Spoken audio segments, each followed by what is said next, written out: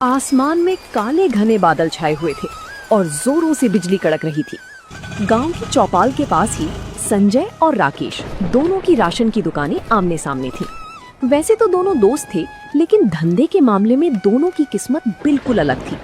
संजय की दुकान पर सुबह से शाम तक ग्राहकों की लाइन लगी रहती थी, जबकि राकेश मक्खियां मारता रहता था। राकेश बहुत सीधा इंसान था, लेकिन घर चलाने की चिंता उसे हमेशा सताती थी। अरे राकेश भाई, आज बोहनी हुई कि नहीं, या सिर्फ हवा खा रहे हो? देखो, मेरी दुकान में तो पैर रखने की जगह नहीं है। संजय भाई, किस्मत किस्मत की बात है। तुम्हारी दुकान अच्छी चल रही है, भगवान तुम्हें और बरकत दे। हमारी तो बस दाल रोटी चल जाए वही बहुत है। अरे भाई, सिर्फ किस्मत नहीं, दिमाग की बात होती है। ग्राहक को कैसे फंसाना है, ये कला हर किसी के पास नहीं होती। अब तुम्हारी दुकान को ही देख लो, सारा सामान धूल खा रहा है। सामान तो सब अच्छा है संजय भाई, बस ग्राहक मेरी दुकान की तरफ मुड़ता ही नहीं। समझ नहीं आता क्या करूं। तभी राकेश की दुकान पर गांव के सरपंच जी आए, लेकिन वो राकेश की दुकान के आगे खड़े होकर संजय को आवाज देने लगे। संजय, जरा 2 किलो चीनी और 1 पैकेट चाय पत्ती देना भाई, जल्दी करना, घर पर मेहमान आए हैं। आइए आइए सरपंच जी, अभी देता हूँ। आपके लिए तो बिल्कुल ताजा और बढ़िया माल रखा है। राकेश ये सब देख रहा था। उसे बुरा तो लग रहा था, लेकिन वो कुछ बोल नहीं पा रहा था। जब सरपंच चले गए तो राकेश ने अपनी दुकान का शटर गिराने का फैसला किया। आज फिर खाली हाथ घर जाना पड़ेगा। घर में राशन के पैसे भी खत्म होने को आए हैं। हे भगवान, कोई तो रास्ता दिखा। राकेश दुकान बढ़ाकर अपने घर की तरफ चल दिया। रास्ते में ठंडी हवाएं चल रही थीं और बारिश की बूंदें गिरने लगी थीं। राकेश को खाना बनाने का बहुत शौक था और उसके हाथ में जादू था। वो जब भी घर पर कुछ बनाता, महक पूरे मोहल्ले में फैल जाती थी। लेकिन इस हुनर से पैसे कैसे कमाए जाएं, ये उसे नहीं पता था। घर पहुंचकर राकेश ने अपनी साइकिल खड़ी की। उसकी पत्नी सुधा दरवाजे पर ही खड़ी उसका इंतजार कर रही थी। आज बड़ी जल्दी आ गई जी, चेहरा इतना उतरा हुआ क्यों है? सब ठीक तो है ना? क्या ठीक रहेगा सुधा, आज पूरे दिन में सिर्फ 50 रुपए की बिक्री हुई है। संजय की दुकान पर पैर रखने की जगह नहीं थी और मेरी दुकान पर सन्नाटा पसरा हुआ था। आप हिम्मत मत हारिए, भगवान ने एक रास्ता बंद किया है तो दूसरा जरूर खोलेगा। आप हाथ मुंह धो लीजिए, मैं आपके लिए गर्मा गर्म चाय लाती हूँ। राकेश चारपाई पर बैठ गया और बाहर होती बारिश को देखने लगा। उसकी किस्मत भी इस धुंधली बारिश जैसी ही लग रही थी, जहाँ आगे का कुछ साफ दिखाई नहीं दे रहा था। बाहर बारिश तेज हो चुकी थी। मिट्टी की सौंधी खुशबू के बीच राकेश रसोई में चला गया। उदास मन को हल्का करने के लिए उसने खुद ही चाय और आलू के चटपटे पकौड़े बनाने शुरू कर दिए। जब पकौड़ों की खुशबू बाहर तक गई तो सुधा मुस्कुराती हुई रसोई में आई। वाह जी वाह, आपके हाथ के इस स्वाद का तो कोई मुकाबला ही नहीं है। गांव का बड़े से बड़ा हलवाई भी आपके आगे फेल है। अरे सुधा, इस स्वाद का क्या करूं? पेट भरने के लिए तो राशन की दुकान चलनी जरूरी है ना। लोग तारीफ तो बहुत करते हैं, लेकिन इससे घर का खर्च नहीं चलता। एक बात कहूँ जी, गुस्सा तो नहीं करोगे? अरे कहो सुधा, इस मुश्किल वक्त में गुस्सा कैसा? जो मन में है साफ साफ कहो। देखिए, बाहर कितनी तेज बारिश हो रही है। इस मौसम में हर किसी का मन कुछ गर्मा गर्म और चटपटा खाने का करता है। अपनी दुकान में वैसे भी राशन का सामान कम ही बिक रहा है, क्यों ना हम दुकान के आगे एक छोटा सा स्टॉल लगा लें? स्टॉल? पर किस चीज का स्टॉल सुधा? हलवाई का काम तो मुझे नहीं आता और उसमें तामझाम भी बहुत है। अरे हलवाई का काम कौन कह रहा है? अपनी दुकान में मैगी के इतने सारे पैकेट पड़े हैं जो बिक नहीं रहे हैं। आप उन मैगी के पैकेट्स को निकालिए और अपनी खास मसालों वाली चटपटी मैगी बनाकर बेचना शुरू कीजिए। मुझे पक्का यकीन है आपकी मैगी का स्वाद सबको दीवाना बना देगा। मैगी? गांव के लोग मैगी खाएंगे क्या सुधा? अरे जी, आजकल के लड़के लड़कियां और शहर से आने जाने वाले लोग मैगी बहुत चाव से खाते हैं, और फिर जब आप उसमें अपने हाथ का जादू मिलाओगे तो कोई मना नहीं कर पाएगा। मैं घर के मसाले कूट कर दे दूंगी, आप बस अपनी कला दिखाना। कोशिश करने में क्या हर्ज है? ठीक है सुधा, कल सुबह मैं दुकान पर थोड़ा जल्दी जाऊंगा। एक बड़ा स्टोव और कढ़ाई का इंतजाम करता हूँ। देखते हैं ये बारिश हमारी किस्मत बदलती है या नहीं। अगली सुबह आसमान में घने काले बादल छाए हुए थे और रिमझिम बारिश शुरू हो चुकी थी। राकेश सुबह सुबह ही अपनी दुकान पर पहुंच गया था। वो अपने साथ घर से एक बड़ा स्टोव, कढ़ाई, कुछ कटी हुई सब्जियां और सुधा के हाथ के पिसे हुए खास मसाले लेकर आया था। उसने अपनी राशन की दुकान के ठीक आगे एक बड़ा छाता लगाया और उसके नीचे स्टोव सेट कर दिया। सामने की दुकान पर संजय अपनी गद्दी पर बैठा राकेश को देख रहा था। राकेश को बर्तन चमकाते देख संजय से रहा नहीं गया और वो हंसते हुए सड़क पार करके राकेश के पास आ गया। अरे राकेश भाई, ये सुबह सुबह क्या तमाशा लगा है? राशन की दुकान बंद करके क्या अब चाय पकोड़े का ठेला खोलने का इरादा है? नहीं संजय भाई, तमाशा नहीं है। दुकान में मैगी के पैकेट काफी समय से रखे थे। सोचा इस रिमझिम बारिश में लोगों को गर्मा गर्म चटपटी मैगी बनाकर खिलाई जाए। मैगी? अरे भाई, ये गांव है, यहाँ लोग सुबह सुबह भरपेट रोटी सब्जी खाते हैं। ये 2 मिनट वाली मैगी शहर के चोचले हैं, यहाँ कोई फूटी कौड़ी नहीं देगा। पैसे और समय दोनों बर्बाद कर रहे हो। कोई बात नहीं संजय भाई, कोशिश करने में क्या बुराई है। बैठो, तुम्हारे लिए एक प्लेट बनाऊं? ना बाबा ना, तुम अपनी मैगी खुद ही खाओ और खुद ही खुश रहो। संजय हंसता हुआ अपनी दुकान पर लौट गया। तभी तेज बारिश शुरू हो गई। बस स्टैंड से भीगते हुए 2 राहगीर राकेश की दुकान के शेड के नीचे आकर खड़े हो गए। दोनों ठंड से कांप रहे थे। राकेश ने मौका देखा और कढ़ाई में मक्खन, प्याज और हरी मिर्च डाल दी। जैसे ही सुधा के खास मसाले कढ़ाई में पड़े, उसकी महक पूरी सड़क पर फैल गई। भाई साहब, ये किस चीज की महक है? बड़ी लाजवाब खुशबू आ रही है। भाई जी, ये मेरी खास मसालेदार चटपटी मैगी है। इस बारिश के मौसम में एक बार खाओगे तो ठंड गायब हो जाएगी। बनाकर दूं एक प्लेट? हाँ भाई, बना दो। इस बारिश में बस के इंतजार में खड़े खड़े वैसे भी भूख लग रही है। जरा तीखी बनाना। बस 2 मिनट भाई साहब, ऐसी मैगी खिलाऊंगा कि स्वाद भूल नहीं पाओगे। राकेश ने फुर्ती से मैगी तैयार की और गर्मा गर्म प्लेट दोनों राहगीरों के हाथ में थमा दी। जैसे ही दोनों ने पहला चम्मच मुंह में डाला, उनकी आंखें खुली की खुली रह गईं। वाह भाई साहब वाह, ऐसी मैगी तो मैंने शहर के बड़े से बड़े होटल में भी नहीं खाई। इसमें जो मसालों का तालमेल है वो तो कमाल है। सच में भाई, उंगलियां चाटने का मन कर रहा है। एक काम करो, हमारे लिए एक एक प्लेट और बांध दो। राकेश का चेहरा खुशी से खिल उठा। उसने तुरंत 2 प्लेट और पैक कर दी। ये देखकर सामने बैठा संजय हैरान रह गया। उसकी समझ में नहीं आ रहा था कि जो मैगी गांव में कोई नहीं पूछता था, उसे लोग इतने चाव से क्यों खा रहे थे। राकेश की पहली बोहनी उम्मीद से कहीं ज्यादा अच्छी हो चुकी थी। दोपहर होते होते बारिश और तेज हो गई, लेकिन राकेश की दुकान पर अब राहगीरों के साथ साथ गांव के युवा लड़के भी जुटने लगे थे। संजय अपनी दुकान में अकेला बैठा ये सब देख रहा था। उसकी राशन की दुकान पर आज गिने चुने लोग ही आए थे, क्योंकि सबका ध्यान तो राकेश की चटपटी मैगी पर था। संजय के दिल में जलन की आग सुलगने लगी थी। तभी गांव के रामू काका छाता तानकर संजय की दुकान पर आए। आइए रामू काका, कहिए क्या सामान निकालूं? आज तो बढ़िया बासमती चावल भी आया है। अरे नहीं संजय, सामान तो घर में है। मैं तो बस ये देखने आया था कि राकेश की दुकान पर इतनी भीड़ क्यों है, वहाँ क्या बिक रहा है? अरे काका, कुछ नहीं, वो 2 मिनट वाली नूडल्स बेच रहा है। पता नहीं लोगों की अकल कहाँ घास चरने गई है जो इसे खाने के लिए लाइन लगा के खड़े। अच्छा, खुशबू तो बड़ी अच्छी आ रही है भाई। जरा मैं भी चक्कर आता हूँ, देखूं तो सही राकेश ने क्या नया हुनर सीखा है। ये कहकर रामू काका संजय की दुकान से उठकर राकेश के पास चले गए। संजय गुस्से में लाल पीला हो गया। इस राकेश की इतनी हिम्मत! कल तक मेरी दुकान के आगे हाथ जोड़कर खड़ा रहता था और आज इसके पास पैर रखने की जगह नहीं है। गांव का हर बड़ा छोटा आदमी इसकी मैगी का दीवाना हुआ जा रहा है। मुझे कुछ तो करना पड़ेगा, वरना ये मेरी बची कुची गाहकी भी खा जाएगा। शाम को जब राकेश दुकान बढ़ाकर घर पहुंचा तो उसका चेहरा खुशी से चमक रहा था। उसने जेब से नोटों की गड्डी निकाली और सुधा के हाथ में रख दी। सुधा, तुम्हारा आइडिया तो बिल्कुल तीर की तरह निशाने पर लगा। आज मैगी के सारे पैकेट बिक गए और मुझे राशन की दुकान से महीने भर में जितनी कमाई नहीं होती थी, उतनी आज एक दिन में हो गई।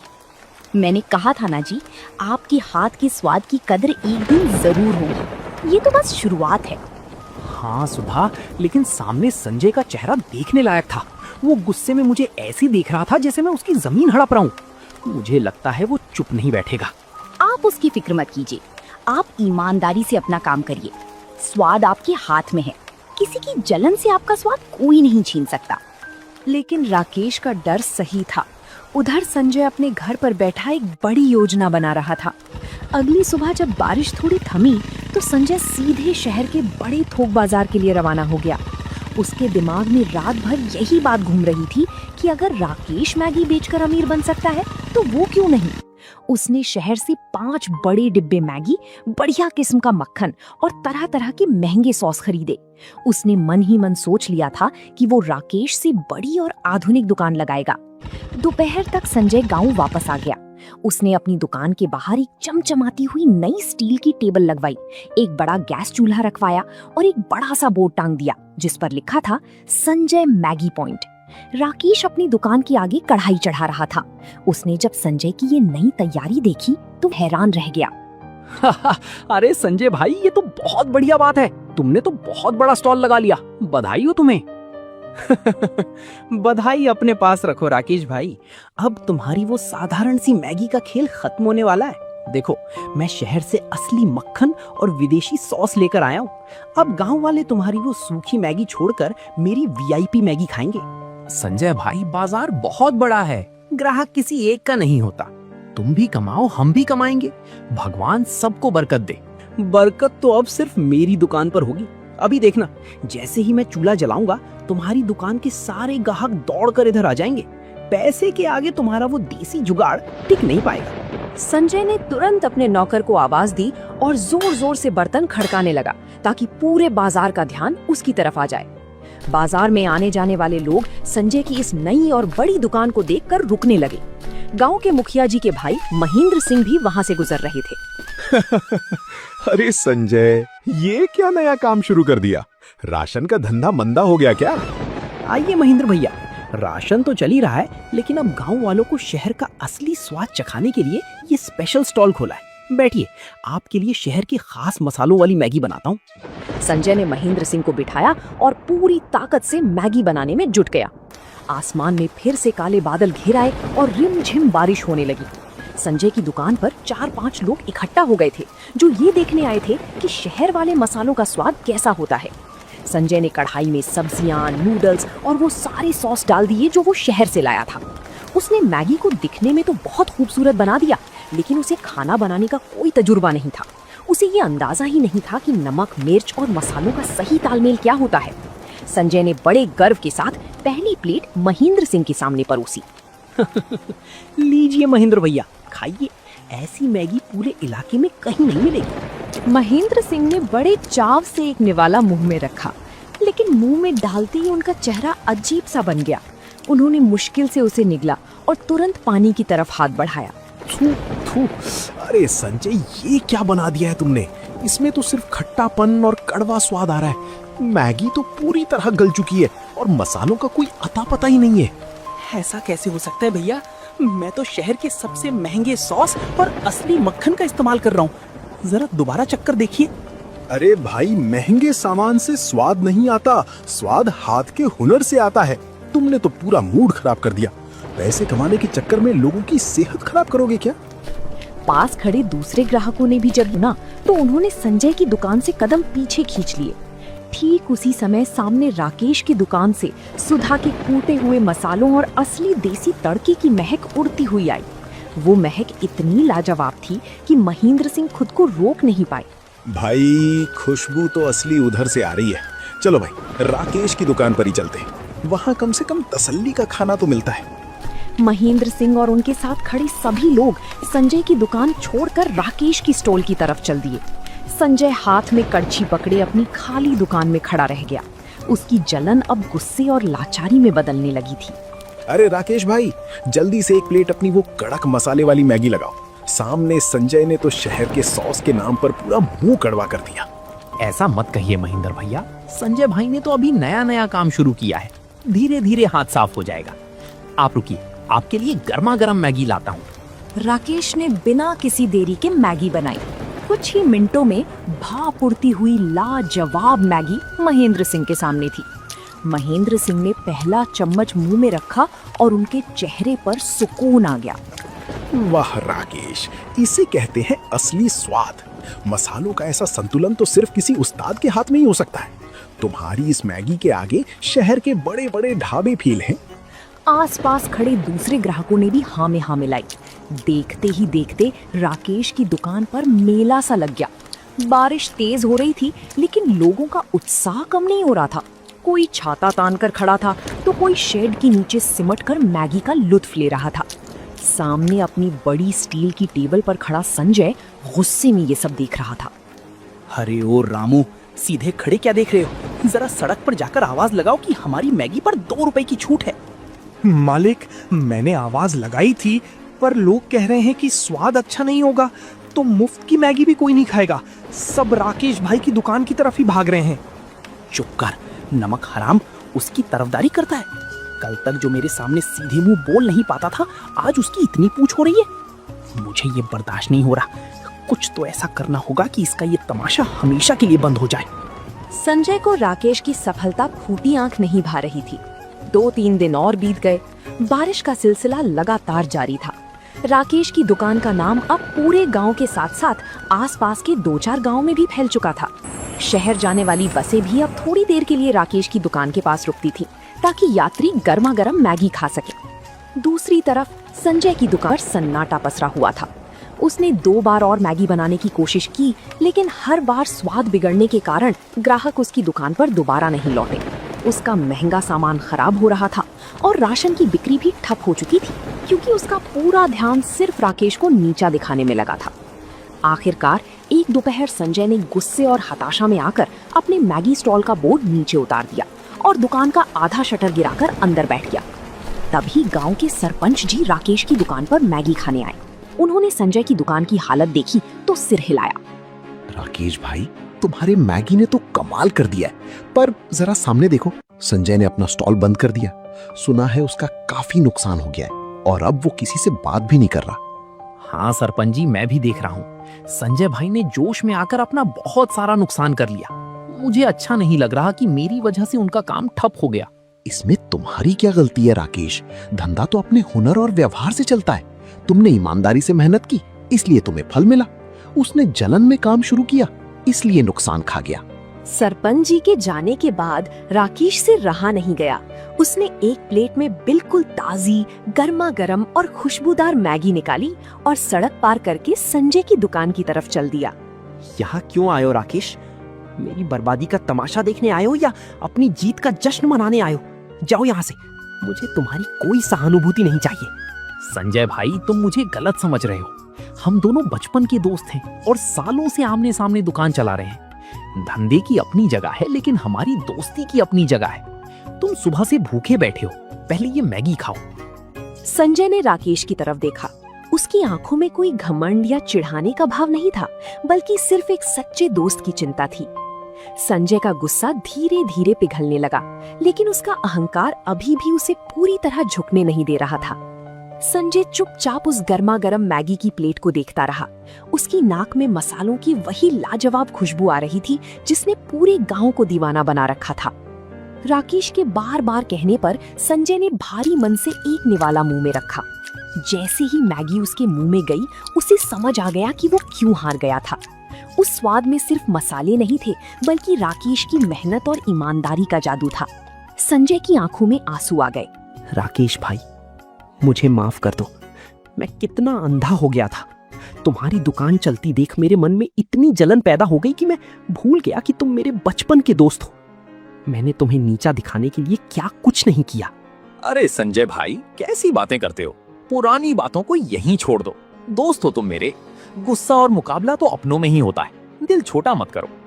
नहीं राकेश, आज मुझे समझ आया कि धंधा सिर्फ पैसे और बड़ी दुकान से नहीं चलता। मैं शहर से महंगे सॉस और बर्तनों का तमाशा लेकर आया, लेकिन मेरे दिल में खोट था। तुम्हारी हाथ में वो हुनर और सादगी है जो पैसे से नहीं खरीदी जा सकती। मेरी दुकान ठप होनी ही थी। संजय भाई, तुमने कभी खाना बनाने का काम नहीं किया था, इसलिए शुरुआत में ऐसा हुआ। राशन की दुकान में तुम्हारा कोई मुकाबला नहीं है। तुम्हारी समझ और व्यापार करने का तरीका मुझसे कहीं बेहतर है। अगर हम दोनों मिलकर काम करें तो हम बहुत आगे जा सकते हैं। मिलकर? पर राकेश, मेरा तो मैगी का धंधा पूरी तरह ठप हो चुका है। मैं भला तुम्हारे किस काम आऊंगा?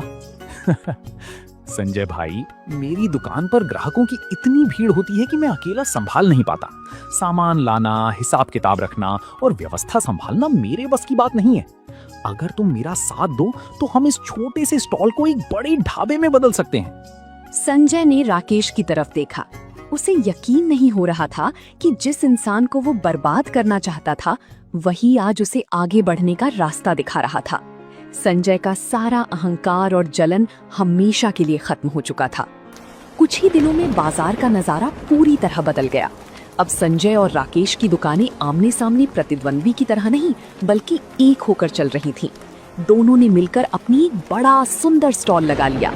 अब उस जगह का नया नाम था जय वीरू मैगी पॉइंट। संजय अपनी व्यापारिक बुद्धि का पूरा इस्तेमाल कर रहा था।